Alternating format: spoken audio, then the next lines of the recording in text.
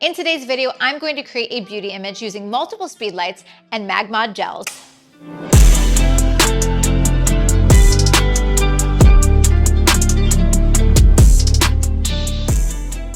Hey everybody, Lindsay Adler here. I love creative lighting and I love color, and I cannot tell you how many photographers have asked me if the images I create could possibly be done with speed lights. And so today you are in luck because I'm going to do just that. I'm going to create a colorful, dramatic beauty image using 4 speed lights and some gels. So I wanted to take you through a couple really useful accessories that I have found work well with speed lights. So first and foremost, to attach my gels to speed lights, I'm going to be using something called the MagMod grip, or the Mag grip, which is really nice because it will actually stretch and fit over the front of the speed light. But what makes it magic is it actually has 2 built-in magnets. So if I want to attach a gel, I don't have to have any fuss at all, and it's really easy to change my mind, as well as layer multiple gels on top of each other. And so I find this really useful, so you can swap them in and out quickly. Something else that you'll notice that I find so useful is actually this called the Mag shoe. I always found it really difficult to attach a light to a stand, and this one's great because you just kind of squeeze that trigger and you can change the angle. And so it gives you a lot of control and flexibility over sculpting your light. Now, I did want to talk a little bit more about these gels.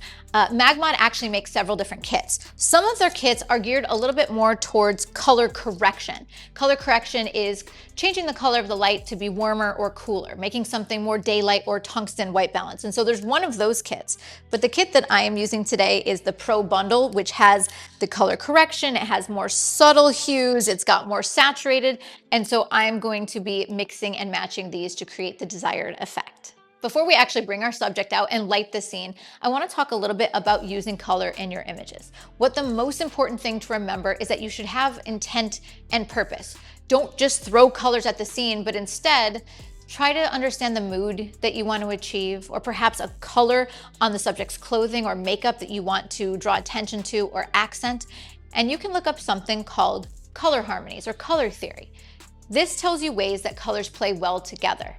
And so you can actually see, for example, oh, if my base color is blue, I want to go through and I want to look at different colors that would play nicely with blue. Now, there are a variety of color harmonies. There's monochromatic, which means the entire image would be blue. You could also go with complementary, analogous color schemes. And if this is all new to you, I have several videos that go more in depth into this concept. But an easy place to start is a website that's totally free. It's color.adobe.com. If you go to this website, it's an interactive color wheel. So you can pick your main hue and then you can actually cycle through the different color harmonies. And this will give you an idea where to start when you are selecting the different gels to mix and match in your scene. Now, in addition to purposely selecting your colors, there's one more thing you have to consider. I have an entire tutorial all about the magic of gels, where I talk about how to select your gels, how to achieve more saturated colors. Well, the most important thing I want you to keep in mind is that gels show up and are most saturated in shadows. So if you are in a space with a lot of ambient light that is registering in your exposure, or you are using a big softbox with white light, all of those things are going to start to dilute and desaturate your color. So instead, it is better to use more concentrated lights or to make sure there is no ambient light showing up in your scene. So in this particular image, I am going to use no white light, and I've also made sure my studio is dark so I won't have any interference from light coming in from windows or overhead light. So with those things in mind, choose your color harmony and make sure that you do not have white light diluting your colors. Let's jump in and see this in action. All right, so now I have my beautiful model on the set, and I'm going to build in each of these lights one by one for a total of 4 lights. Now, where I need to begin is to think about the color theory for what I want in this shot, and I've decided on an analogous cool color scheme. We're going to be playing around with blues and purples, and when those mix, it's going to create a gorgeous gradient of color. Now, all of these lights have no modifiers on them at all. A lot of people are afraid of hard light, and for good reason. Hard light creates some challenges.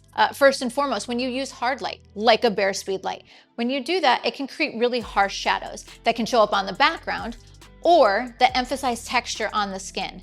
But there are so many benefits of using hard light.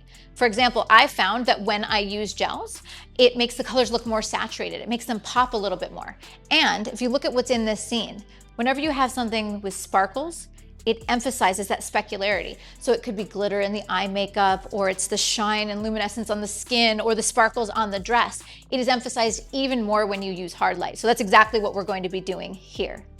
All right, so what I'm gonna do is I'm gonna build these in one by one, and we're going to begin with our main light on the left-hand side. Now on that main light, we have layered 2 of the blue gels.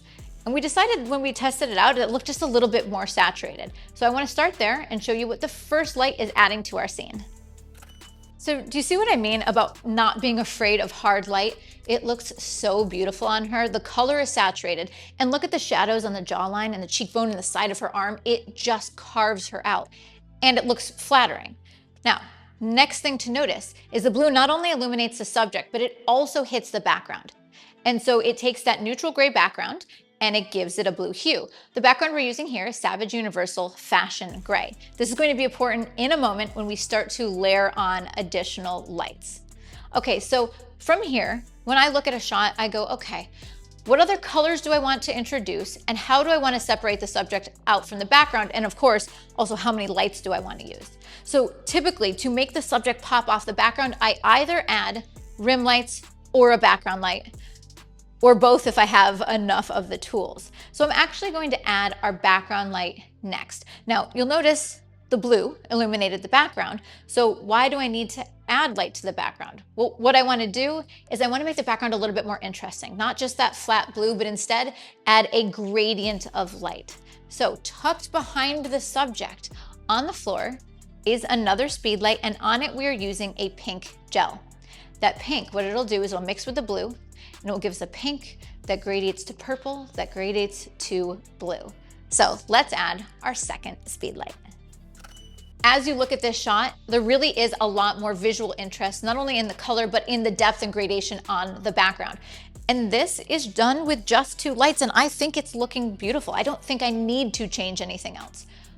But she has really beautiful features, beautiful jawline, and I'd like to maybe introduce some more color, maybe a little more pop, a little bit more polish. And so that's where we're going to add our last 2 speed lights. And they're fundamentally doing the same thing. There's one on the back left and one on the back right. These are going to act as rim lights, and they're going to carve out her cheekbones and jawline. And on those, we have added a purple gel on both of them. So we added the same color so that it will match. Now, when I take the shot, there's going to be something I want you to notice about the difference between the 2.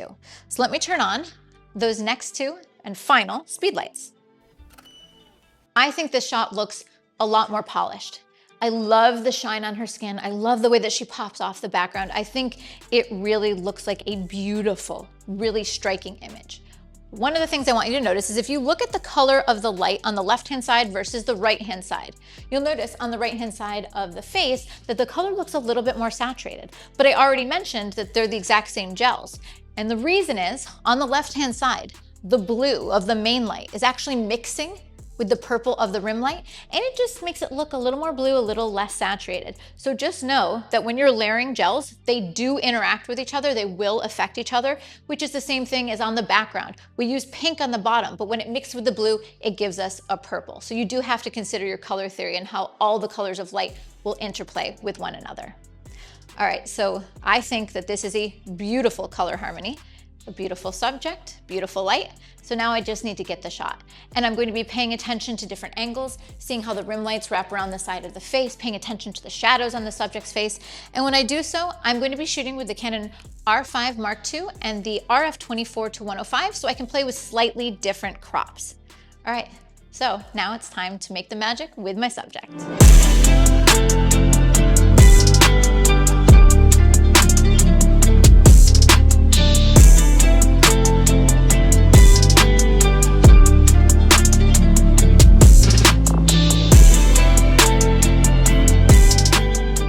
Don't those images look beautiful? What I see is elegance and color, and if I showed it to any range of photographers, they would assume that I'm using a really expensive lighting kit and modifiers, but instead, it was just 4 speed lights in a relatively compact kit with no modifiers at all. It was much more about how I used the light, and how I selected the colors for impact. If you want to see the specific tools that I used to create these images, you can check out the links in the description below. I was using a mag grip and then on them the Pro Gel bundle with a mixture of different gels. And then last but not least, my speed lights were attached to the mag shoe too. All right, everybody, I hope you've enjoyed this video and you can see that it's not just about the tools you choose, but instead how you implement them and bring your concept to life. Thanks everybody, and I'll see you next time.